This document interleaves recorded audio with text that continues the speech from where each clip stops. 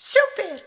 Nabavio sam uređaj koji može prikazati koliko se energije iz mreže troši na pojedinom trošilu. Dakle, uključi se u 220 i onda se u njega uključi uređaj koji mjeri. Htio sam vidjeti prvo za svoj PC, dakle za svoj kompjuter, koliko on troši.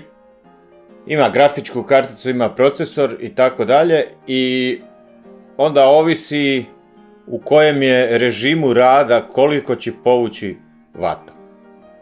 To je bila ideja i upalio sam i snimanje ekrana.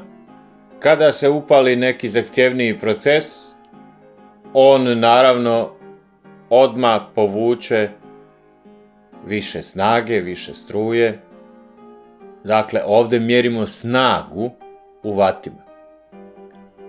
Kada se procesi malo smire, onda i potrošnja padne, a čim nešto palimo, dakle, na kompjuteru neki program, pogotovo ako je zahtjevniji i tako dalje, onda naravno da potrošnja skoči u jednom trenutku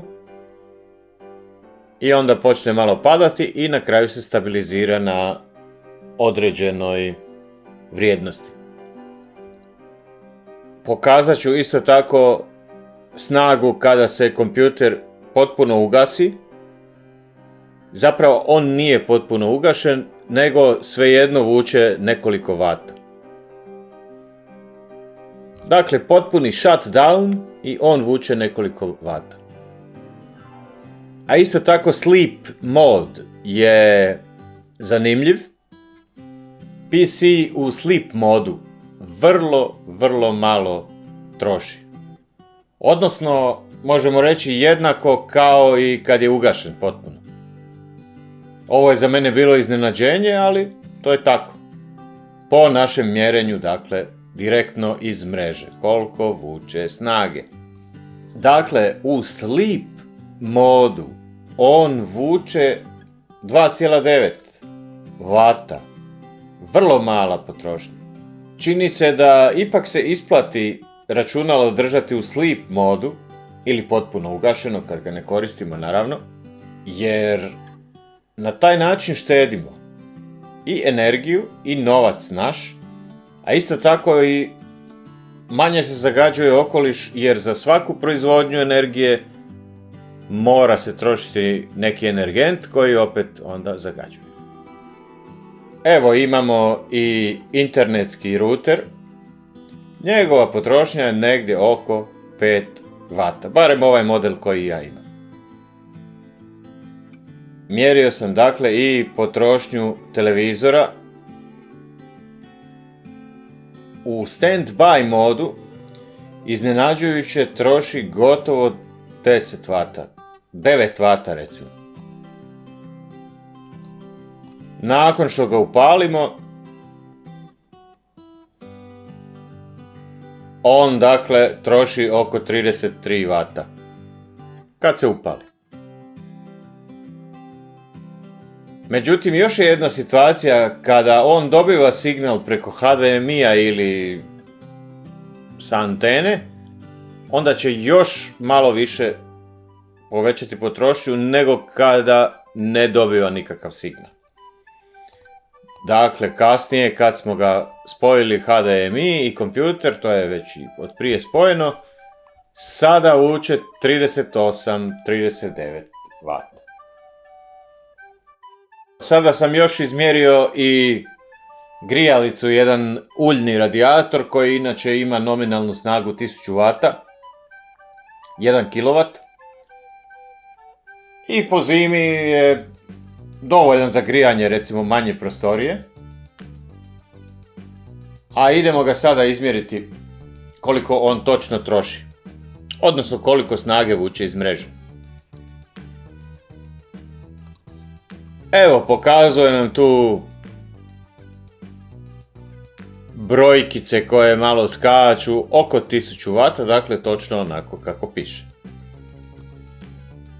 Mjerili smo i mobitel na punjaču, ajmo reći, donekle brzi punjač, nije prebrz, ali je dovoljno brz. Dakle, tu negdje oko 12, 13, 14 vata imamo punjač za mobitel.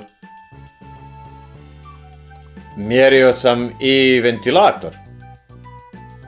To je jedan stupni stojeći ventilator, dakle nije onaj okrugli što se vrti, nego je ovo stupni, on se isto vrti do duše, ali malo drukčije izgleda od onog okruglog. I evo na prvoj brzini, ovoj najmanjoj, 20 vata, što nije puno. Na drugoj brzini nije velika razlika, evo. Imamo oko 22-23 vata i na trećoj brzini oko 25. I kada ga stavimo da se vrti lijevo desno, onda je tu oko 28, možda se popne do 30. Ali u svakom slučaju po ljetnim vrućinama dobro dođe i ne troši ni približno koliko klima uređaj. Što svakako onda dobro dođe za neku uštedu. Probali smo i usisivač. Evo kada usisivač palimo, on skoči, isto tako ima jedan pik. Jer motori pri pokretanju oni povuku dosta. Kasnije kada postignu jednu brzinu, onda se stabiliziraju. I vuku onda manju snagu i to onda konstantno. Imamo i reflektor od 400 vata. Na žarulji, onoj njegovoj velikoj, piše 400 vata. A vidimo da on 430 vata vuče i isto tako jako grije. Po ljeti taj reflektor paliti nije baš ugodno. Evo, to su bili neki uređaji koje sam ja mjerio.